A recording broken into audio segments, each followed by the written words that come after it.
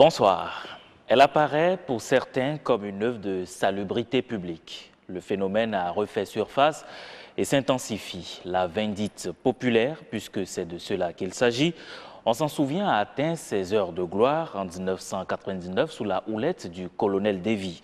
Le nombre de cas est difficile à estimer aujourd'hui, puisqu'elle a repris encore de plus belle depuis un moment. Et pourtant, l'article 8 de la Constitution du Bénin est on ne peut plus explicite sur la valeur et l'importance de l'homme.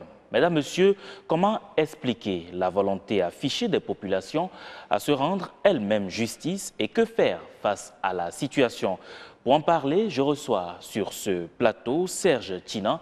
Il est magistrat, juge au tribunal de première instance d'Abomey-Calavi. Bonsoir, merci d'être là. Bonsoir, monsieur le journaliste. Bonsoir, chers téléspectateurs. Voilà, et justement, à vos côtés, Marius Dadjo, vous êtes commissaire de police à la retraite. Bonsoir. Bonsoir, cher ami. Merci d'avoir accepté notre invitation. Et puis, docteur Tata Jean Tossou, vous êtes psychosociologue, enseignant-chercheur au département de psychologie et des sciences de l'éducation à la faculté des lettres, arts et sciences humaines à l'université d'Abomey-Calavi. Bonsoir. Bonsoir, cher ami. Merci Bonsoir, beaucoup. chers téléspectateurs. Voilà, c'est un plaisir de vous recevoir. Et enfin, monsieur Émile Aroglele, vous êtes un observateur civil, vous êtes dans les nouvelles technologies de l'information et de la communication. Bonsoir. Bonsoir, Loïc. Voilà, c'est un plaisir donc de vous recevoir pour faire ce débat autour donc de la vindicte populaire qui aujourd'hui prend un peu plus d'ampleur dans toutes les villes de notre pays. Mesdames, Messieurs, avant donc d'aborder le fond donc de ce sujet, je voudrais vous installer avec ce reportage de Estelle Pazou qui revient justement sur la vindicte populaire. Suivant. De présumés voleurs brûlés vifs sans autre forme de procès. Le phénomène est devenu monnaie courante. Et pourtant, nous sommes dans un pays démocratique, garant de la sécurité des citoyens, où nul n'a le droit de se faire justice. Comment en est-on alors arrivé là? Les causes sont multiples et catégorielles. Nous constatons que de plus en plus, le panier de la ménagère est souffrant. On constate également que dans notre pays, la question de l'emploi reste une question incertaine. La résolution de cette question n'intervient pas à bonne date et au bon moment. Et selon les études nationales de perspective de développement à long terme Bénin 2025, l'emploi constitue une incertitude critique dans notre pays.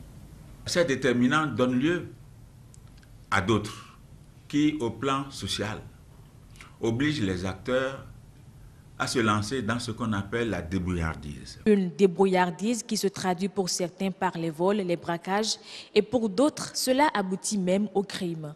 Mais aucune raison ne peut justifier ces actes. En réalité, aucune norme culturelle n'oblige les Béninois à aller à la vindicte populaire. Nous avons une culture de paix. Mais la perte de confiance en ces appareils de répression oblige les populations à se donner justice alors que nul ne devrait se donner justice. Ça veut dire quoi? Ça veut dire qu'il faut d'abord redonner confiance à nos populations pour que celui qui est arrêté par suite d'actes de délinquance puisse être traité selon les normes en vigueur. Des normes qui, selon les populations, seraient balayées du revers de la main. Mais la réalité peut être autre. Une infraction qui a été commise, la loi, le législateur a déterminé le temps maximum que cette personne-là peut faire en prison. Un individu qui a été arrêté aujourd'hui pour vol, ceux qui l'ont vu passer au niveau, par exemple, de la télévision, ou bien son image véhiculée par les réseaux sociaux dit que c'est un voleur, ou bien il était là quand on l'a arrêté. La plupart de ces gens-là ne sont pas au tribunal pour savoir si effectivement il a été reconnu coupable ou pas. Ignorant donc les faits, les populations disent en avoir ras-le-bol. Et devant une justice qu'elles jugent passive, elles règlent le problème à leur façon et s'exposent même à des sanctions. Telle personne étant soupçonnée d'avoir volé ou bien a été arrêtée pour vol, on décide de la brûler. Ou on décide Au lieu de la brûler, on a vu des images passées où on lui tranche la tête. Vous pouvez être arrêté, vous pouvez être poursuivi par la justice et vous serez condamné à des peines d'emprisonnement fermes même. C'est une situation malheureuse parce que dans cet élan de bandits populaires, il y a parfois des victimes innocentes. Et ce qui a facilité cette situation de bandits populaires, c'est la vente de l'essence dans les rues.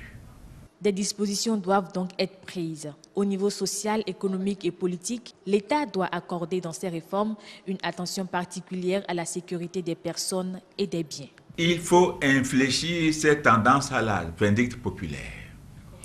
Il faut que l'État mette des dispositifs permettant aux agents de police, permettant aux agents judiciaires, aux magistrats, aux juges de fonctionner normalement. À moyen terme, des concours de recrutement et puis des équipements qu'il faut par rapport aux forces de l'ordre. Et sur le long terme maintenant, développer des politiques économiques conséquentes, développer des politiques sociales allant dans le sens de la satisfaction des besoins essentiels par rapport aux services sociaux de base et faire des hommes, du point de vue du système éducatif, former des hommes et non seulement des diplômés. En l'absence de tout ceci, on est bien tenté de dire que dans un État qui a des difficultés financières, l'arbitrage budgétaire n'est pas forcément à la faveur des questions sécuritaires. Voilà, retour sur ce plateau après ce reportage et ces images qui choquent la sensibilité. Commissaire Dadjor, que vous inspire justement cet acte que pose aujourd'hui avec une si grande facilité les populations devant l'incapacité des forces de l'ordre? Ma réprobation est très grande. Et le reportage que vous avez affiché tout à l'heure m'indigne. Même les commentaires qui l'ont accompagné me révoltent autant. En fait, ne parlons pas systématiquement d'incapacité des forces de l'ordre. Si nous voulons faire un bon diagnostic des causes et proposer des solutions, il faudrait que nous y allions rationnellement. Je pense d'abord que, s'agissant des causes, il faut avouer que l'environnement géographique, politique et social et économique de notre pays n'incite pas à la bonne éducation, au bon comportement, et les individus qui n'étaient pas bien logés à ces enseignes ont vite fait de croire que c'est par des actes très peu recommandables qu'ils pouvaient se satisfaire et quelquefois même, ce qui est regrettable, se nourrir. Et d'autres qui pensent que pour peu, la justice devrait les prendre en compte. Quand je parle de justice, en amont, il y a la police et la gendarmerie. Et par finir, il y a la maison de justice elle-même. C'est-à-dire, ils pensent que ces différents corps-là sont défaillants et pensent, donc ceux-là qui exercent la justice expéditive, pensent qu'ils peuvent se rendre justice. Ça, ce n'est pas se rendre justice. C'est commettre soi-même un autre crime que d'en arriver à ces essais. C'est commettre soi-même un autre crime, Serge Tinan, vous qui êtes magistrat et juge au tribunal de première instance d'Abomey-Calavi, vous pensez que ces populations qui traduisent par ces gestes-là leur état d'âme violent la loi? Merci, monsieur le journaliste. Je voudrais d'emblée dire avec Charles Baudelaire qu'il est bon de hausser le ton et de crier à haut sur une bêtise contemporaine. La bêtise contemporaine ici, c'est la vindicte populaire. Aucune raison ne justifie cela. Aucune raison ne justifie Rien cela. ne justifie la vindicte populaire, la façon dont on enlève la vie à nos compatriotes La vie est sacrée. Vous avez dit tantôt, l'article 8 de la Constitution l'a dit. Dans les tests internationaux, les instruments juridiques internationaux de protection des droits de l'homme l'ont martelé et réaffirmé. Aucun de nous ne souhaite la mort. Nous sommes attachés essentiellement à la vie, que nous avons tous horreur des actes crapuleux, des traitements inhumains et dégradants qu'on inflige à nos compatriotes. Tout se passe dans ce pays tout comme si on n'est plus dans un état de droit. On ne peut pas se rendre justice. La vindicte populaire, avec, je voudrais la lier avec un autre phénomène que nous observons souvent de la part des forces de sécurité publique aussi. Eux aussi qui viennent montrer des cadavres de gens comme des trophées de guerre pour nous dire que, ah voilà... Ce qui ne devrait pas être fait. Ce qui ne devrait pas être fait. L'un dans l'autre, ce sont des exécutions. C'est leur manière à ces forces de l'ordre, justement, de montrer aux populations qu'elles travaillent. Non, non. Ce n'est pas de cette manière qu'il faut montrer aux populations qu'on travaille. Le problème est que quand les forces de l'ordre même, les gens qui sont détenteurs d'une parcelle du pouvoir de l'État, viennent étaler des corps sur la place publique pour montrer, ah, ils ont voulu commettre des crimes, on les a tués. Ça peut donner envie aux populations. Je ne dis pas forcément que c'est ça. Ça peut faire croire aux populations que, ah, c'est comme ça que dans un État, il faut se comporter. Si déjà les forces de l'ordre arrivent à le faire, ça veut dire que nous-mêmes, nous avons la possibilité de le faire. Or, tout cela, c'est interdit. On ne peut pas admettre ça. Il faut s'indigner. Je dis, il faut s'indigner. Non seulement s'indigner, mais il faut prendre les mesures pour bannir ce fait-là de notre société. Des mesures radicales, alors. D'accord.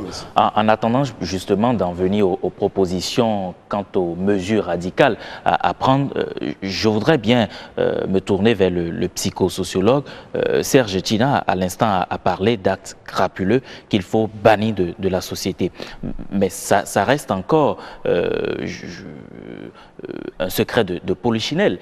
Les gens aujourd'hui ont tellement de la facilité à tuer parce que justement déçus par un certain nombre de choses. C'est une bêtise. C'est une bêtise, d'autant que, au-delà même de l'article 8 de notre Constitution, il y a l'article 17. L'article 17 qui stipule que toute personne accusée d'un acte délictueux est présumée innocente jusqu'à ce que sa responsabilité ait été légalement établie au cours d'un procès public durant lequel toutes les garanties nécessaires à sa libre défense lui auront été assumées.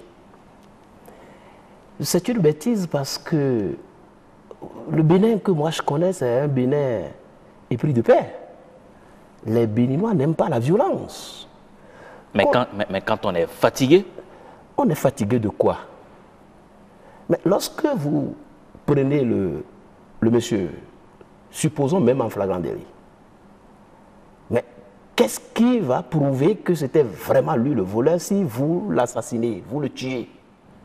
Mais il faut le laisser, il faut l'amener vers les institutions chargées d'écouter des gens dans de pareilles circonstances pour que sa culpabilité soit établie.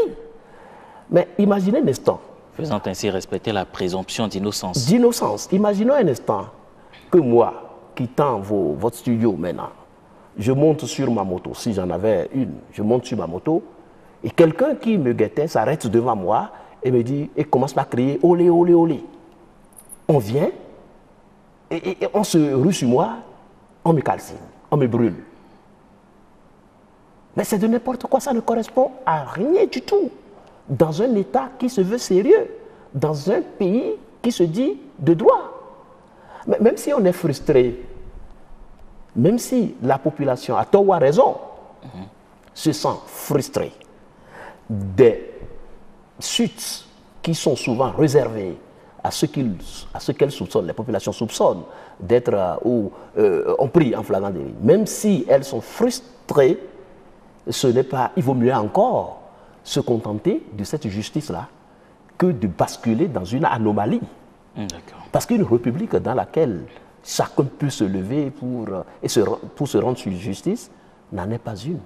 Alors, M. Émile Aoglele, le docteur parle de la frustration au sein de la population et justement ces populations estiment qu'aujourd'hui ni la police ni la justice ne constituent un réel rempart pour eux parce que justement quand on arrête c'est hors la loi et quand le leur confie, très tôt ils sont libérés, raison pour laquelle il faut parfois aller à la vitesse forte. Merci d'avoir évoqué les raisons qui sous-tendent un peu ce que nous observons pendant ces derniers temps. Ce que moi je voudrais dire en tant qu'observateur de la société, c'est que depuis que le ministre de l'Intérieur a pris un arrêté, il a demandé le retrait des policiers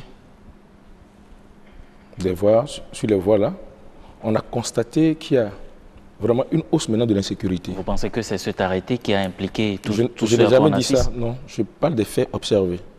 Nous sommes d'accord. Et qu'à un moment donné, on entend des braquages par-ci, par-là. Beaucoup de ville en ville, les petits voleurs, eux aussi, ils sont donné le courage pour dire, bon, alors, c'est le moment d'y aller. Du travail. Oui, ils ont pris du travail.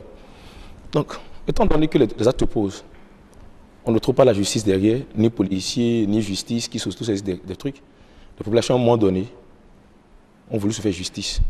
Mais je suis vraiment désolé. Je suis scandalisé, choqué, sinon très choqué, de voir ces gens d'images circuler sur les réseaux sociaux. Nous sommes d'accord. Et quand ça devient un sujet aujourd'hui autour duquel tout le monde... c'est la préoccupation de tout le monde aujourd'hui. Donc qu'est-ce que moi je voudrais dire par là? Je voudrais dire d'abord aux forces de sécurité, notamment d'abord demander au directeur de la sécurité intérieure, normalement il doit sortir. Moi je n'attends même pas le gouvernement. Le directeur de la sécurité intérieure, c'est lui qui doit même sortir quand ces trucs-là se produisent sur notre territoire, pour dire halte à ce genre de trucs. Ce n'est même pas le gouvernement, ni le ministre. Pour moi, d'abord, c'est à partir de là d'abord que D'accord. on doit. D'accord. En attendant peut-être d'en venir justement à une éventuelle réaction de la police nationale, commissaire Dadjo, vous qui avez été pendant plusieurs années, je dirais au milieu même de ce corps, les populations parlent pour la plupart de l'absence ou du moins du retard dans les interventions par la police nationale, parce que quand ils arrêtent, quand la population arrête un voleur et qu'on demande à la police d'intervenir, la police ne descend pas vite sur le terrain. La police ne descend pas vite sur le terrain, oui. C'est à la fois vrai et faux. En quoi c'est faux? Oui, parce qu'en réalité, il faut d'abord que l'infraction se commette avant que la police ne soit sollicitée. Le délai de demande de ce recours-là oui. est un facteur qu'il faut d'abord apprécier avant de savoir si la police a été là dans le temps ou pas. Mais ceci dit, je voudrais avouer sincèrement que les moyens manquent sérieusement aussi bien à la police qu'à la gendarmerie. Et la gendarmerie est encore plus pauvre que la police, aussi bien en effectif qu'en moyens roulants, qu'en moyens financiers. Ça, ce sont des arguments qui ne tiennent pas, parce que si vous avez comme mission de pouvoir assurer la sécurité de la population, faites ce que vous pouvez. Je ne suis pas d'accord avec vous, parce que la sécurité étant la première nécessité, le premier droit de tous les peuples, l'État se devait avant toute autre chose d'aider aussi bien moralement que matériellement et financièrement la justice, la mettre en confiance. Et quand je parle de justice, je l'avais déjà dit préalablement, j'entends les forces toutes les forces qui concourent à la manifestation de la vérité pour isoler le malfrat du bon peuple. Or, voici que, à la mesurette, vous pourrez constater que aucun commissariat, à vrai dire, avec le nombre exponentiel d'unités de sécurité publique, aucun commissariat ne peut se vanter d'avoir 10 000 francs de carburant sur toute l'année.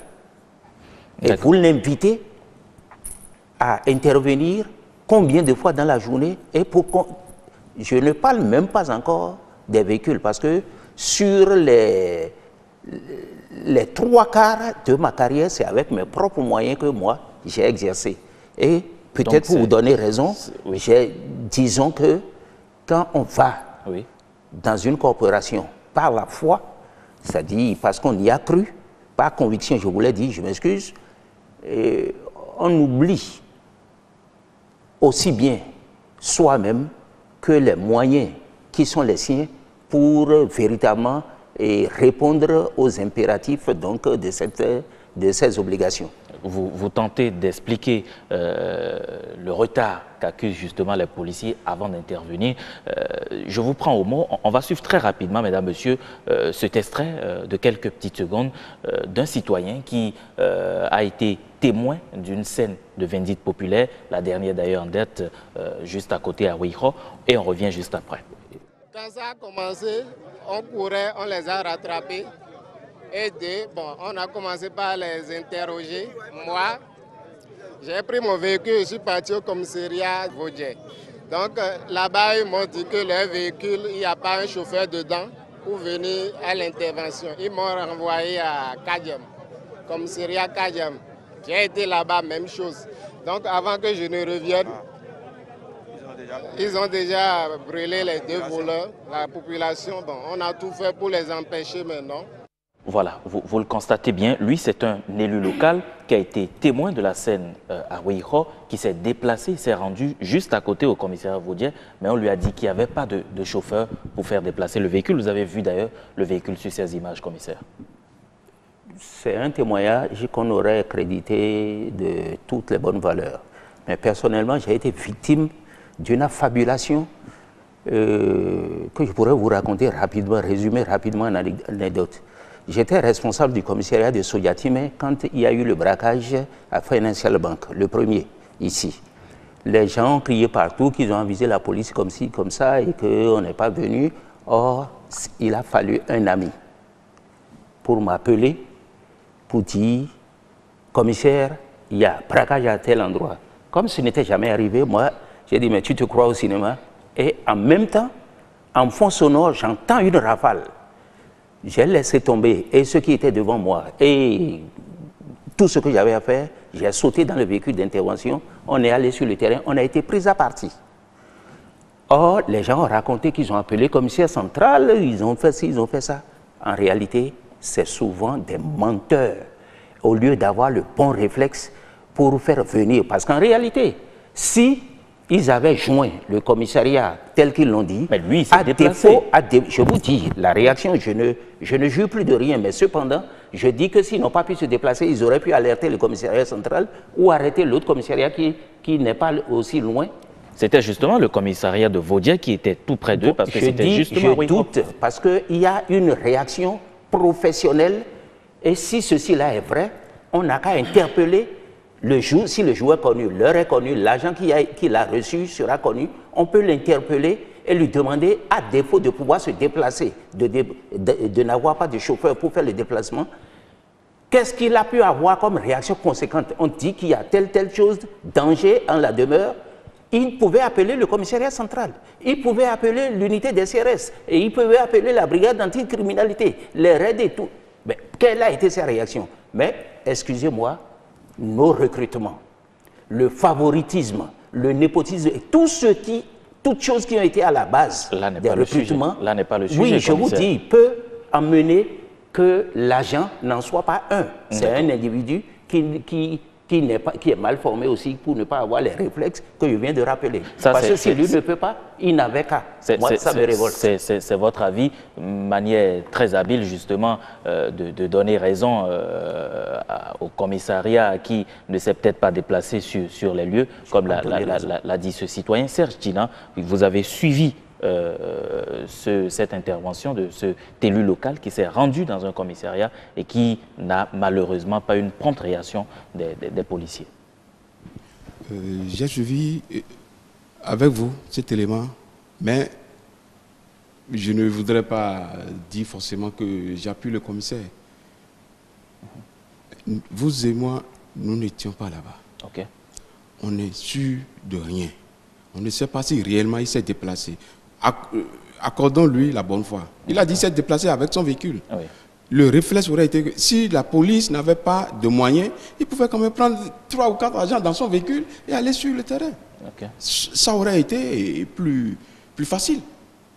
En dehors de ça, le comportement citoyen, le comportement républicain que chaque Béninois devrait observer. À partir du moment où ils ont pu déjà appréhender les présumés voleurs. En tant qu'élu local, il se fait aider de quelques citoyens sur la place. Ils vont les conduire vers le commissariat, vous dire qui n'est pas loin de chez eux. Tout ça, ça fait déjà deux possibilités. Mais si on ne fait rien de tout ça, et on vient dire, ah oui, on a appelé, et puis ils n'ont pas décroché, ils ne se sont pas déplacés, ça, c'est le quotidien. Mais nous n'avons aucun moyen. Lui, il a peut-être eu la chance, il a trouvé un micro, il a trouvé une caméra, il a parlé. Est-ce qu'on a pu interroger les agents de ces commissariats? Non. Donc, c'est la même chose que nous refusons. Okay. Autant on ne peut pas brûler les gens, autant on ne peut pas venir à la télé et dire oui, j'ai appelé pour la police, ils n'ont pas réagi, je suis allé au tribunal, les gens n'ont pas réagi. Mais Serge Tina, à côté de cela, les populations estiment également qu'une fois les hors-la-loi arrêtés, il y a parfois une absence de suite pénale qui fait que parfois les braqueurs ou les hors-la-loi sont très vite libérés. Ça aussi, on a souvent entendu parler de ça. Oui. Mais je voudrais rappeler que l'office du juge est basé sur le principe de la légalité des délais et des peines. Ce principe contenu dans l'article 4 du Code pénal. L'article 4 dit « Nulle contravention, nul délit, nul crime ne peut être puni s'il n'avait été prévu par la loi. » Qui fait la loi dans ce pays? C'est le législateur.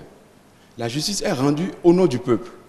Le peuple a ses représentants au Parlement qui éditent des lois. Les magistrats, on se contente d'appliquer ces lois-là. Si les gens estiment que quelqu'un qui a volé une moto, c'est un délit.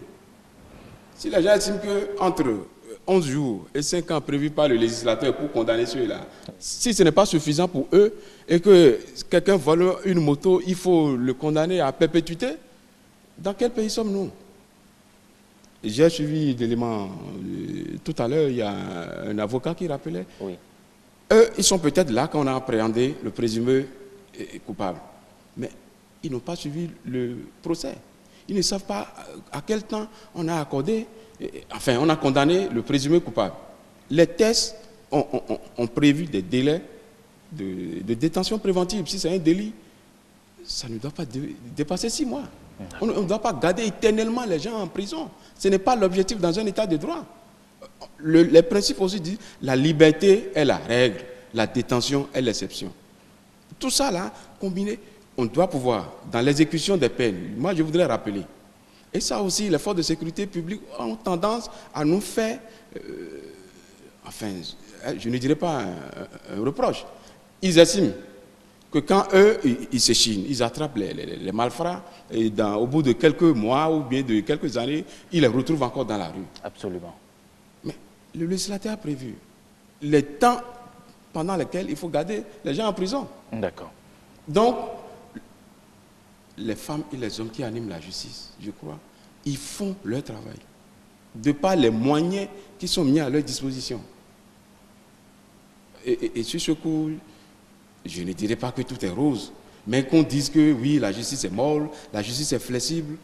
Qu'est-ce que nous voulons? Nous rendons la justice au nom du peuple. Si le peuple veut que quelqu'un qui vole une moto, il faut le garder en prison. Donc il faut revoir en fait, vous voulez dire les tests pour pouvoir justement donner plus raison au peuple béninois, c'est cela? Non, je ne dis pas forcément ça. D'accord. C'est le peuple peut-être qui demande un peu trop, ou bien c'est le peuple qui ne connaît pas, qui ne maîtrise pas les rouages des procédures. Quelqu'un qui est condamné, je dis le régime d'exécution des peines, le régime pénitentiaire,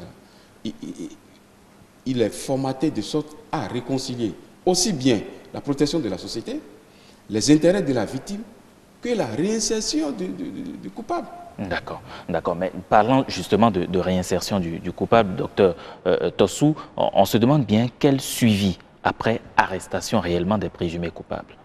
Oui, avant de répondre à votre question, je voudrais volontairement revenir sur les propos d'abord du commissaire, oui, et puis ceux de Serge. D'accord.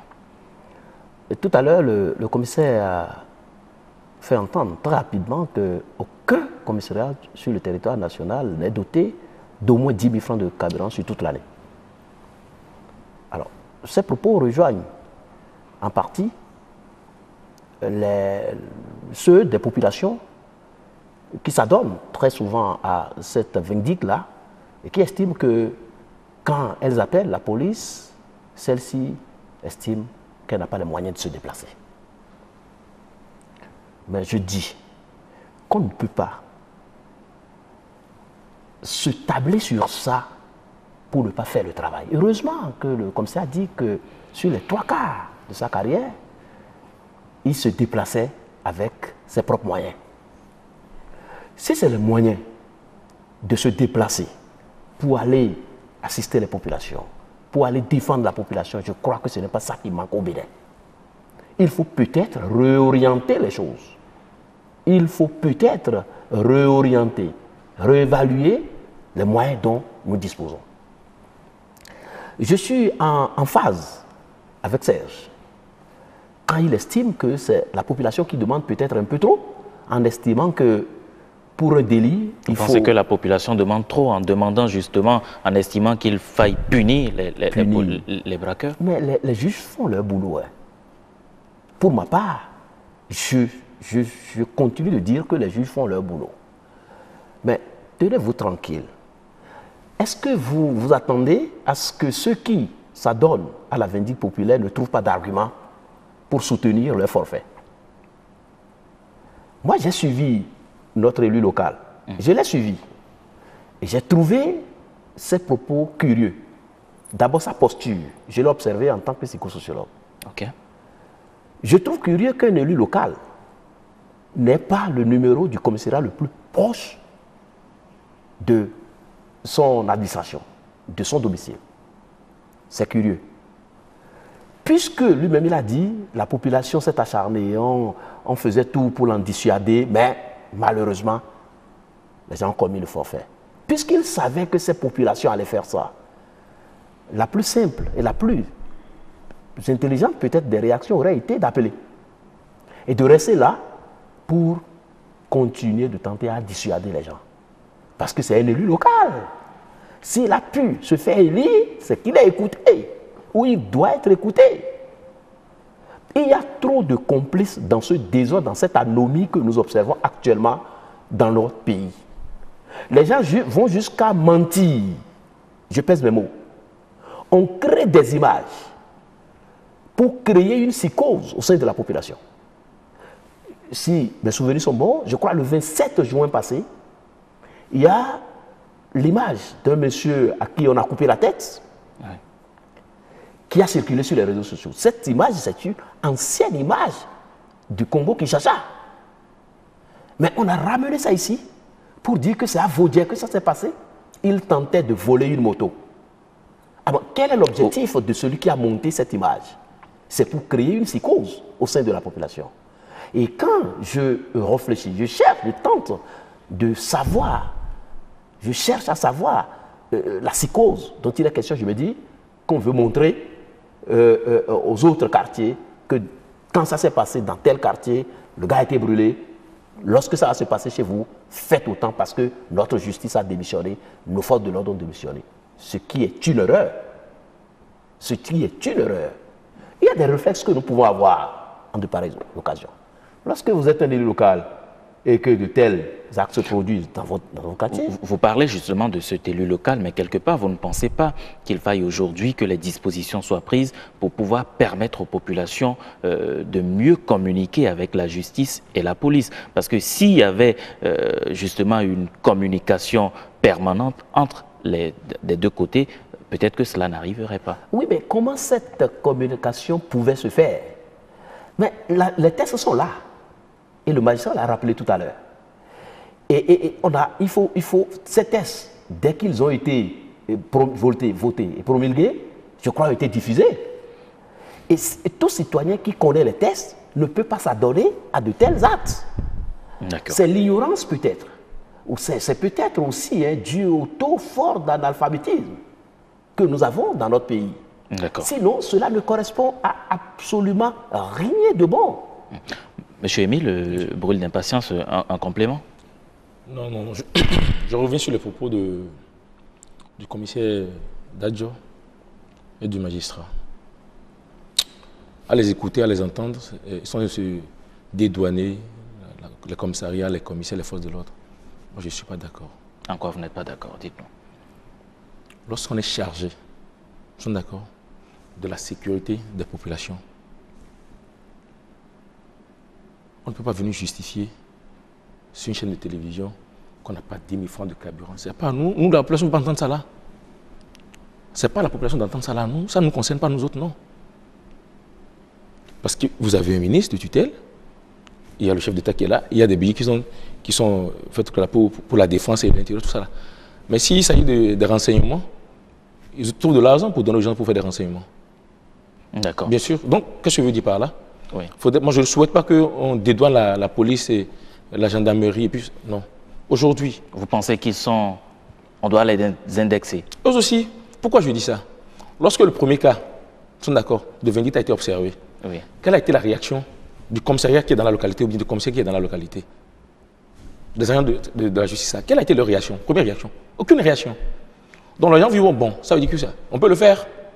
Deuxième, on a fait, ainsi de suite. Donc ça, il a fallu, hier, un conseil des ministres, qu'on sonne pour dire, il faudrait qu'on arrête ces actes de barbarie, si ça là. Et maintenant, tout le monde en parle. Sinon, moi, je dis, normalement, lorsque vous êtes autorité, c'est quoi? C'est force de sécurité. Lorsque ça se passe quelque part, effectivement, je suppose qu'on appelle la police, ils sont venus en retard, je suppose même qu'on a pris la personne, automatiquement, je ne sais pas, le procureur doit saisir pour identifier les auteurs de ce truc-là. On n'a même pas besoin de faire ce truc-là. Et ça sera un effet dissuasif. Mais là, ils ne font rien du tout.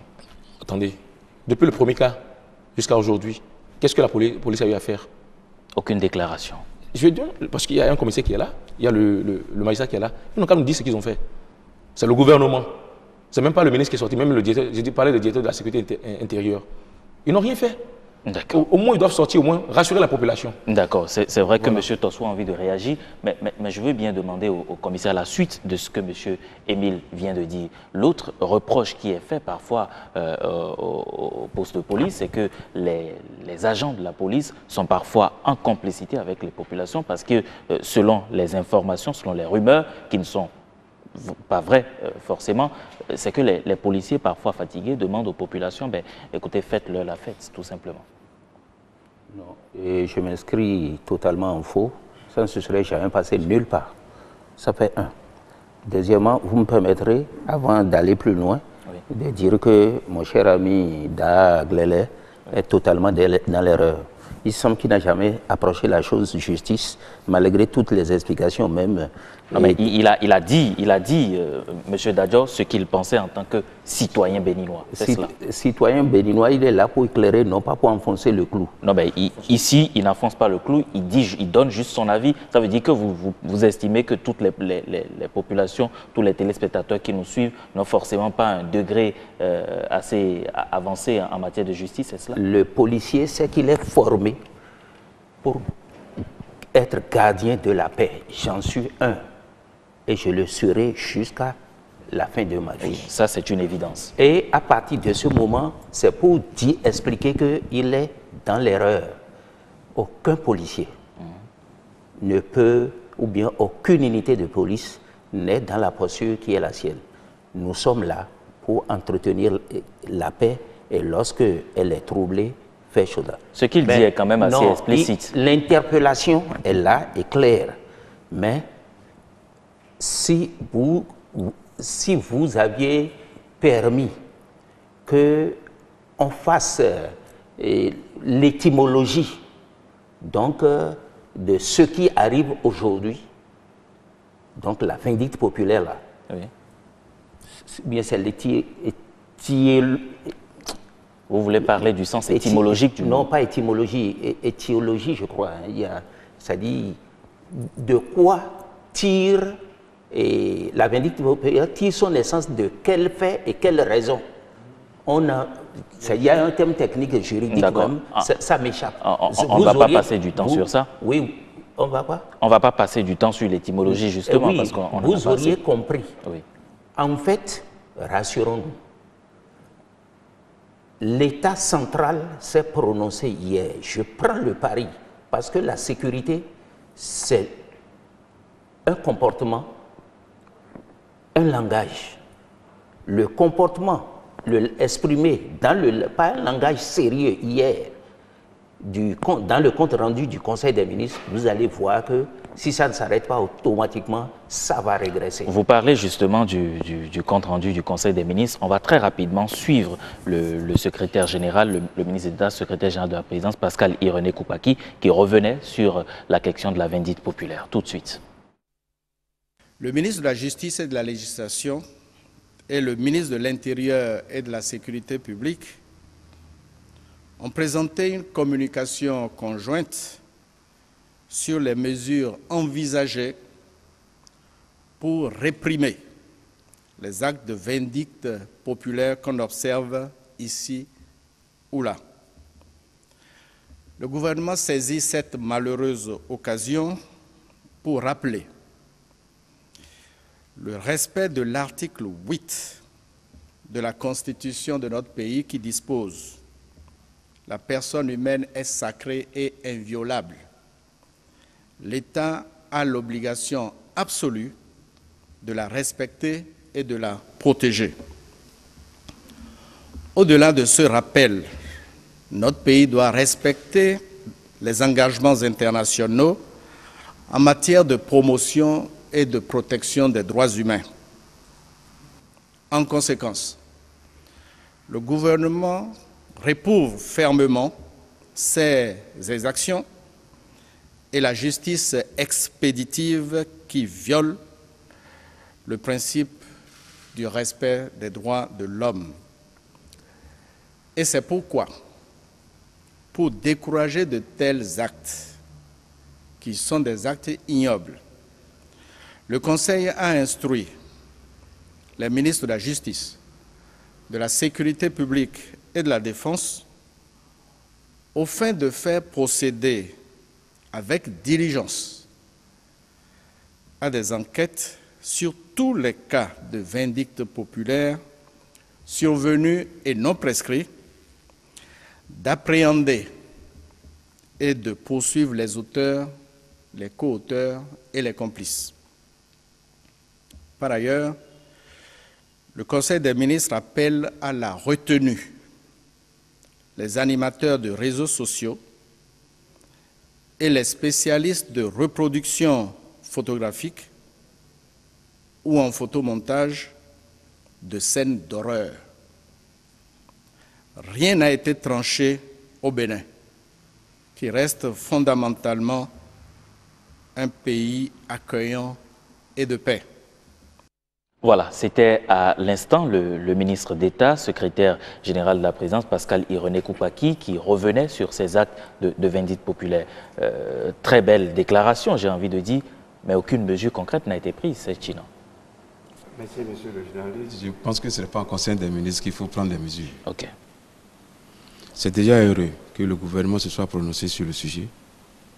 Je crois que les forces de l'ordre, les forces de sécurité publique et les femmes et les hommes qui animent la justice travaillent tous les jours. Contrairement à ce que la population pourrait penser. Je crois que M. Aougrelé, il est une fronde de la population. Absolument. Il l'avait présenté comme un observateur. Moi, il est libre de dire ce qu'il pense. Mais nous, on a le devoir de lui rappeler que ça ne se passe pas comme ça. Dans cette République, chacun doit pouvoir jouer son rôle. Les forces de sécurité publique et ainsi que les magistrats, nous avons une obligation de réserve.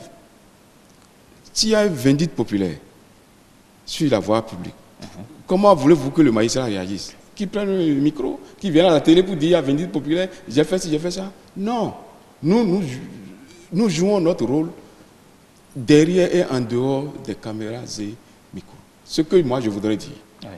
J'ai dit tantôt à l'entame de ce débat que rien ne justifie le comportement, ce que j'appelle la bestialité et l'animalité de notre population. Rien ne justifie cela.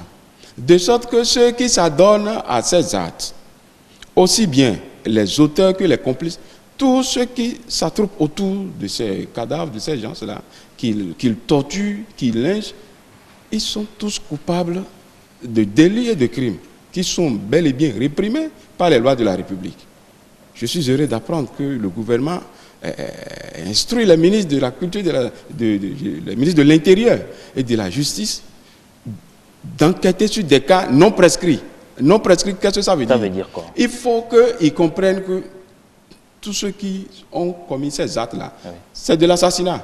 On a 10 ans pour les poursuivre. Vous pensez pouvoir les arrêter?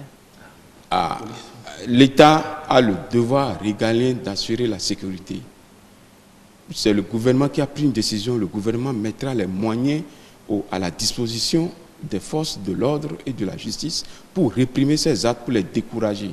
J'ai dit à l'entame du débat que non seulement il faut s'indigner, mais il faut bannir ces faits de la société. Moi, je voudrais dire aux populations, en guise de sensibilisation, on doit sensibiliser tout le monde. Les gens qui s'adonnent à la vindicte populaire, c'est à quoi? Les populations qui viennent s'attrouper, ils donnent une caution morale à ceux qui exercent ces violences. Mais quand vous observez bien justement, ces populations sont satisfaites de faire cela. Mais ils ont tort. On va les appréhender autant qu'ils sont. Les images qui circulent, on peut les identifier un à un. On va les identifier. On va les punir. Ils ont commis des crimes, c'est un assassinat. C'est un assassinat, ils encourent la peine de prison à perpétuité. S'ils ne le savent pas, il faut qu'ils l'apprennent dès aujourd'hui. De sorte que s'ils s'adonnent à ça, on ne dira pas que, ah non, moi, je suis resté debout seulement, j'ai observé. Non. Si vous avez observé, il y a une infraction. Omission. Apporter secours à une personne en péril. Non-assistance à personne en danger. Ce qu'on dit habituellement, non-assistance à personne en danger, c'est un délit. Vous pourrez le risque de garder prison pendant 3 ans. C'est ça. Donc, la population, ils doivent comprendre. J'ai dit, rien ne justifie cela. On ne peut pas venir dire, ah oui, les policiers, ils ne font rien, les gendarmes ne font rien, la justice, rien. On ne peut pas dire que parce que la justice ne fait rien, mais on est dans un état de droit. On ne peut pas avoir un tribunal dans la rue. D'accord. D'accord. Monsieur Tossou avait une réaction tout à l'heure. Oui, c'était par rapport au propos de mon frère Haro Gléré. Oui. Même si je partage ses sentiments, je ne suis pas d'accord quand il accuse tout de suite la police et la justice. Pour ma part, je crois que ces gens-là font de bon boulot, ne sont pas satisfaits, et donc nous allons les inviter à faire davantage mieux. Alors, parlant de la vindicte populaire, depuis longtemps, je suis en train d'entendre la vindicte populaire aujourd'hui, se passe aujourd'hui. Mais c'est une vieille pratique. Absolument, je l'avais déjà dit. À l'entame de ce débat, vous l'avez dit. Et si mes souvenirs sont bons, je crois le 31 octobre 2007, le matinal titrait déjà la vindicte populaire au Bénin, une vieille pratique qui refait surface. On était en 2007. Et c'est là où je trouve nos institutions bizarres. C'est là où je trouve les Béninois, dans l'ensemble, autant que nous sommes, je nous trouve bizarres. Voici un phénomène qui dure et perdure. Et chaque fois, on en parle pour un temps. Dès que une accalmie s'observe, on relâche. Ça veut dire tout simplement que les dispositions et un suivi régulier n'est pas fait. N'est pas fait. Le suivi n'est pas fait. Il faut suivre. Parce que de 2007 à 2016, qu'est-ce qui peut expliquer cette réapparition de cette vieille pratique? Parce qu'il y a cette psychose-là, et on l'a dit tout à l'heure, c'est depuis que le ministre de l'Intérieur a demandé aux policiers de céder les voies. Moi, je m'inscris en faux. Je m'inscris en faux. Est-ce à dire que c'est les policiers qui suscitent ça? Ce n'est pas vrai, c'est une psychose qu'on veut créer. Mais quelque part, cela a permis justement la recrudescence aujourd'hui. Aucun indicateur ne permet de dire que c'est le dégagement des voies qui constitue le déterminant le plus fort de ce phénomène. Aucun indicateur ne permet de le dire. Mais est-ce que tous les agents de police peuvent s'entendre pour dire il faudrait que nous encourageons la vindicte populaire dans un pays? À mon avis, non. Ils ne peuvent pas s'entendre pour dire ça. Je vous prends au mot. Je suppose un instant que vous êtes très proche de quelqu'un qui a souffert et a pu s'acquérir peut-être sa moto. Et qu'un soir, au sortir du boulot, que quelqu'un l'arrête sur la voie, le charcute proprement et qu'ils partent avec la moto. Vous voulez que les populations restent sans réagir face à ces cas qui deviennent de plus en plus nombreux au sein de la population? Non, ce n'est pas mon avis. Ça me fera mal si quelqu'un proche de moi subissait ce sort. Justement. Ça me fera mal. Justement. Mais la réaction dont vous parlez, Et qu'ils partent. est-ce que la réaction doit être forcément violente? Il y a des voies, non? Il y a des voies légales. Mais lorsque j'ai la chance de maîtriser ce voleur, enfin ce présumé voleur, puisqu'il a la présomption dès d'innocence. lors, il a la présomption d'innocence. Dès lors que j'ai la chance de le maîtriser, mais il y a des voies légales pour me faire rendre justice. Il ne me revient pas à moi-même de me rouer sur lui, de me jeter sur lui pour le rouer de coups. Ce faisant, le magistrat l'a dit, je commets un crime. Je crois que c'est bien un crime. Et ça, c'est la prison à perpétuité. J'en aurais fini. J'en aurais fini en disant que non seulement ils commettent le crime, mais ils violent 4 articles, au moins 4 articles de notre Constitution. Et lorsque la Constitution est violée, en principe, il y a des institutions chargées de la protection de notre Constitution. 4 articles au moins. Il y a l'article 8, il y a l'article 15, il y a l'article 17 et il y a l'article 18. D'accord. Mais visiblement, M. Émile n'est pas d'accord avec vous. Hein. D'abord, je remercie le docteur psychologue. Ça m'étonne que professeur psychologue, je suis psychosociologue. Psychosociologue, ça dit c'est les deux mêmes. Psychologie et la société, les deux. Non, c'est encore plus fort. Je suis d'accord, ça dit bien placé. Quoi, allez à votre préoccupation. Pour reconnaître le sentiment qui anime quelqu'un, je suis d'accord, qui subit l'effet de excusez-moi beaucoup, de vol atroce. On vous maltraite. C'est facile de dire oui, on connaît la procédure, ici, ça, là. Autant que nous sommes ici, quelqu'un vous gifler là, votre réaction, ça dit prompt d'abord, après, c'est comme ça. Donc je dis, moi j'ai dit, c'est un acte de barbarie. Mais c'est l'occasion de dire, je reviens encore là-dessus, aux forces de l'ordre, aux magistrats, que je n'accuse pas les forces de l'ordre, mais c'est un moment pour eux-mêmes de faire encore une remise en cause. Ils sont d'accord. Il ne faudrait pas qu'on se cache derrière, il n'y a pas les moyens, non. Mais c'est le moment même où il doit faire une remise en cause pour voir, c'est-à-dire la situation sécuritaire du pays, comment est-ce qu'il faut refaire pour qu'on ne subisse plus désormais ce genre de choses. Et c'est justement... Donc, c'est pas pour ça que je disais, excusez-moi beaucoup si vous permettez, c'est pour ça que je voudrais dire aux magistrats que je n'ai jamais dit que les magistrats ne font pas le travail, ou bien ni les policiers, non. Au contraire, ils le font beaucoup même. Je tiens d'abord spécialement à remercier le gouvernement, ce gouvernement-là, qui n'a pas tardé, pas du tout, à se prononcer cette question. Et beaucoup de personnes, ça dit juste cette sortie-là, ça dit, qu'on appelle ce point de presse. À calmer un certain nombre d'ardeurs. Beaucoup d'ardeurs. Je pense qu'il faut qu'ils aillent encore un peu plus loin. Parce que jusque-là, ils n'ont pas encore, qu'on appelle, rassurer la population. Ils ont donné les mesures d'aller faire les enquêtes, et ça là, mais n'ont pas encore rassuré la population. D'accord.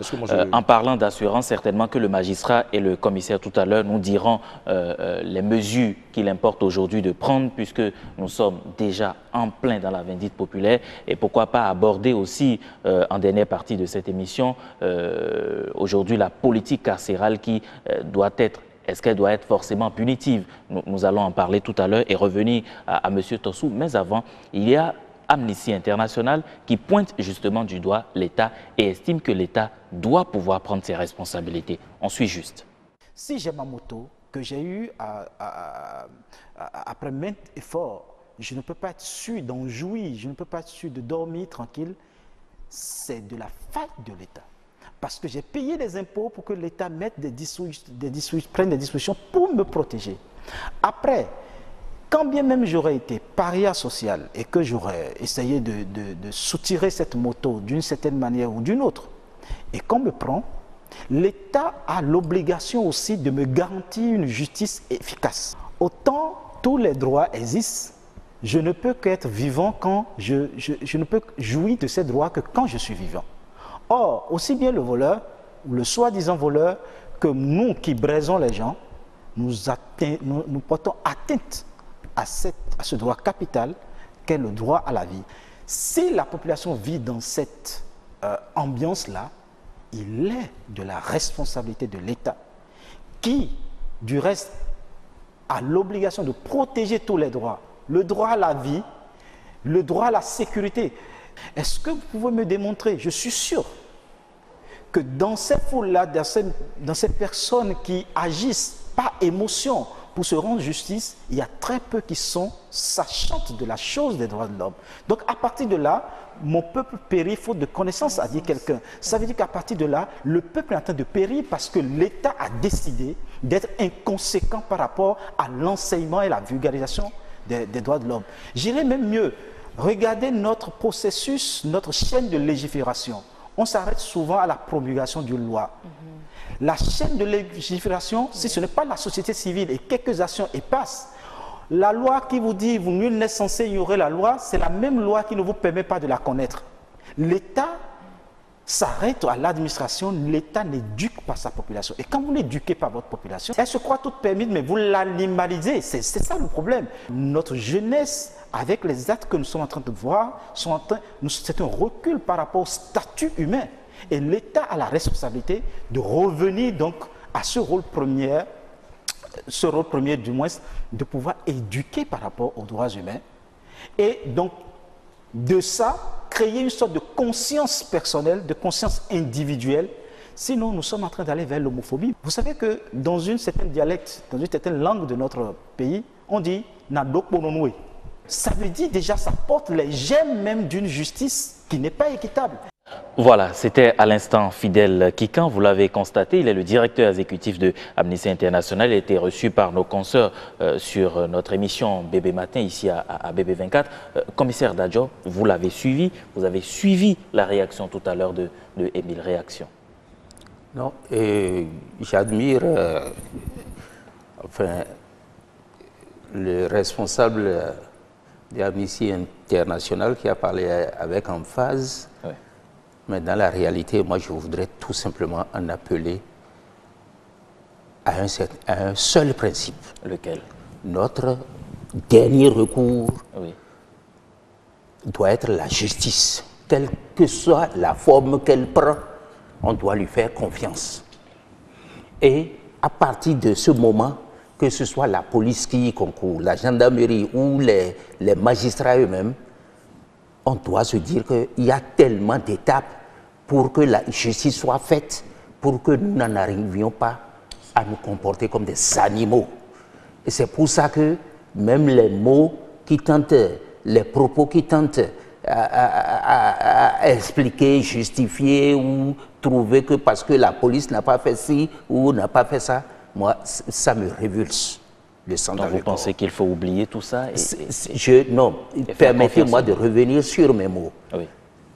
Quand vous parlez d'oubli, ça peut prêter à confusion. Je dis, la justice et rien que la justice, c'est un idéal vers lequel tous les pays du monde aspirent. Oui. Et à partir de ce moment, que ce soit les policiers, aux Amériques, on a vu des policiers poursuivis pour avoir abattu Paul ou Jacques, de telle couleur ou de pas telle autre couleur, et pourtant on dit que c'est les Premières Nations de droits de l'homme, ainsi de suite. Voyez-vous, il y a des attentats, ceux qui se comportent comme nous voyons ici, et ceux qui osent regarder leurs pareils et brisés, est-ce que ceux-là, parmi eux, il n'y a pas beaucoup de Boko Haram potentiels? Voyez-vous, donc pour moi, la justice, rien que la justice, quelles que soient ses vicissitudes, nous devrions y croire et l'aider à primer sur tout. Donc, à partir de ce moment, nous ne devrions donner aucune raison à ce qui se passe aujourd'hui. Les policiers ne font pas bien, sinon, effectivement, ça n'aurait pas lieu, mais le stigmatiser et stigmatiser leur faiblesse apporterait de l'eau au moulin de ceux qui ont cette pratique. Parce qu'en fait, c'est parce que ceux qui s'adonnent à la vindicte populaire pensent que la justice est défaillante. Les policiers ne font pas leur devoir. Revenir, insister là-dessus, c'est apporter de l'eau à leur moulin. Je dis la justice et rien que la justice. La justice et rien que la justice. Monsieur Tossou, l'État a un rôle primordial et prépondérant à jouer dans cette situation. C'est de ça que je parlais depuis longtemps. Et c'est en cela que je vais inviter mon ami Aoglele, c'est bien ça, hein? Oui. Et à ne pas s'étonner de la position du psychosociologue que je suis. Le psychosociologue n'a pas pour mission de prôner, d'encourager au règlement œil pour œil, dent pour dent, loi de Kama, non? Ce n'est pas le rôle du psychosociologue. Le psychosociologue en appelle à la retenue. D'accord. On appelle à la retenue. Le psychosociologue travaille pour la paix dans la société. Le psychosociologue aide les gens à mieux vivre leur société. Il ne crée pas une autre société, mais il aide les gens. Et dans ce cas, nous justement... sommes dans une situation, et je le disais, je partageais ces sentiments. Ce qui se passe là est dangereux. Les populations, à tort ou à raison, se sentent frustrées. Voilà. Et elles s'adonnent à la vindicte populaire. Je dis, normalement, elles ne devraient pas le faire. Okay. Elles devraient emprunter les voies légales. La justice. Maintenant, pour que ces populations se sentent en sécurité, il faudrait que nous tendons les mains, nous invitons nos forces de l'ordre, la justice, à faire davantage mieux.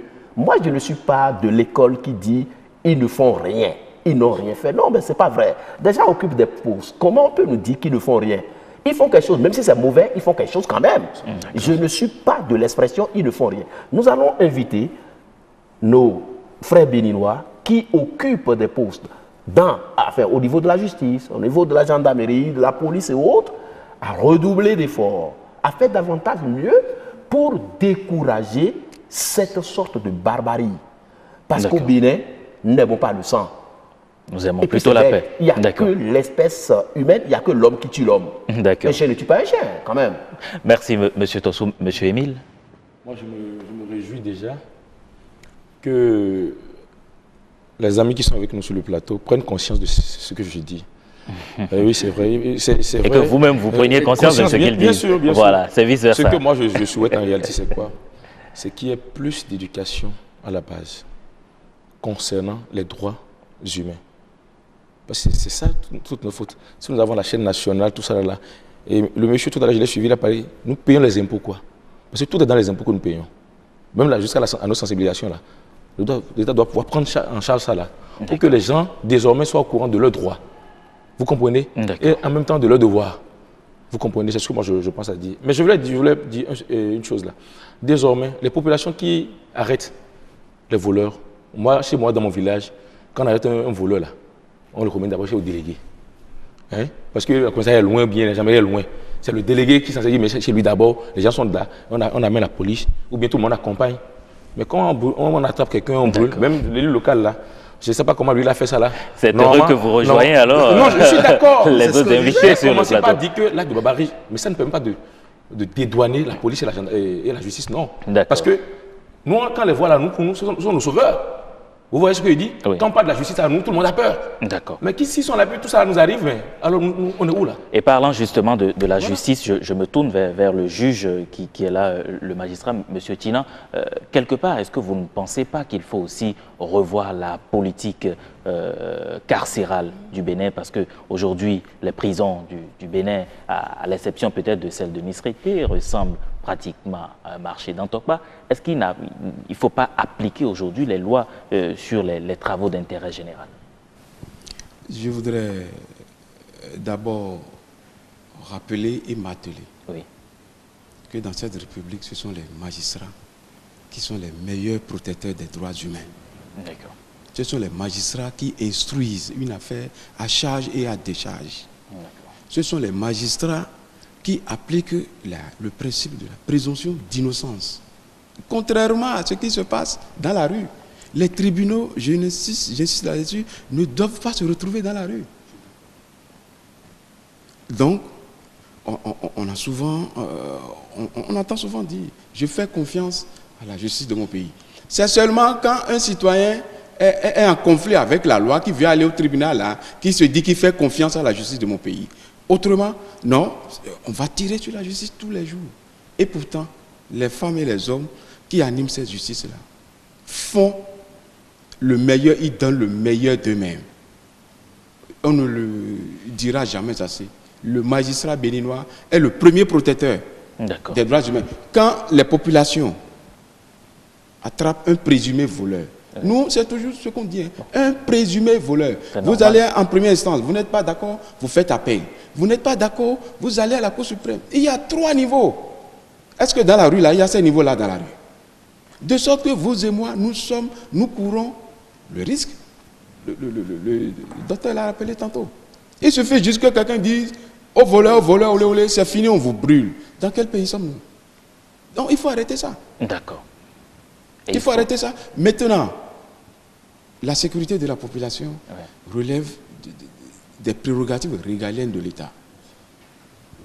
Je crois qu'il faut réformer, pour ma part, je ne fais qu'une suggestion, l'administration pénitentiaire dans notre pays. L'administration pénitentiaire, en réalité, nous n'en avons pas encore. Il faut voir ça. Dans les prisons, il faut construire des prisons qui répondent aux normes et standards internationaux. Les standards internationaux de droits de l'homme, il faut que nos prisons répondent à ça. Tout ça, ça relève des prérogatives de l'État. Nous sommes tous des Béninois. Le gouvernement qui est là, le gouvernement vient d'arriver. Je ne fais pas de la politique, mais je suis réaliste. Il faut donner le temps au gouvernement pour mettre les systèmes en place. Ils ont reconnu, tout le monde sait dans ce pays que nous avons besoin d'améliorer le système judiciaire. Nous avons besoin d'améliorer le système pénitentiaire. Surtout ça, il faut... Ce sont les gendarmes qui gardent les prisons ici. Non, ailleurs ça ne se passe pas. Il faut une administration pénitentiaire qui surveille aussi bien les détenus en milieu fermé qu'en milieu ouvert. Leur réinsertion dans la société. Parce que quand quelqu'un vole une moto aujourd'hui, est-ce que ça dit que c'est la fin de sa vie? Non. Dans les prisons, on doit pouvoir séparer les quartiers. On ne doit pas, dans des prisons qui répondent aux standards internationaux de protection des droits humains, mettre ensemble ceux qui ont commis un délit et ceux qui ont commis des crimes. Parce que cette cohabitation-là, ce n'est pas bien pour la société. Et ce sera votre mot de la fin pour conclure cette Donc moi, je voudrais dire, je voudrais demander aux populations de faire confiance en la justice, de faire confiance aux forces de l'ordre et de la sécurité publique. Je voudrais demander à l'État, c'est vrai, l'État c'est vous et nous, je voudrais demander au gouvernement de prendre les moyens pour sécuriser les populations. Ils font ce qu'ils peuvent. Mais, comme les populations réclament davantage de justice, nous-mêmes, au niveau de la justice, nous réclamons davantage de moyens pour faire notre travail. Merci beaucoup. Merci à vous, Tina Serge. Je le rappelle, vous êtes magistrat, juge au tribunal de première instance d'Abomey-Calavi. Je recevais sur ce plateau également à vos côtés le commissaire Dadjor Marius, qui est commissaire à la retraite. Merci d'être passé sur ce plateau. Et en face, docteur Tossou Tata Jean. Vous êtes psychosociologue, enseignant, chercheur donc à l'université d'Abomey-Calavi au département de psychologie à la Flash. Et puis, M. Aroglele Émile, qui est un observateur civil qui était sur ce plateau pour pouvoir porter, pourquoi pas, la voix de ces nombreux citoyens qui aujourd'hui se sentent au pied du mur. Merci, chers invités, d'être passés sur ce plateau. C'est la fin de cette émission. Vous l'avez constaté, nous avons parler essentiellement de la vindicte populaire, justement, qui refait surface. La situation s'intensifie et il faut justement que les dispositions soient prises pour pouvoir lutter contre le phénomène. Merci d'être resté avec nous. Merci également à toute l'équipe de la réalisation qui nous a accompagnés dans cette émission. Bonsoir chez vous.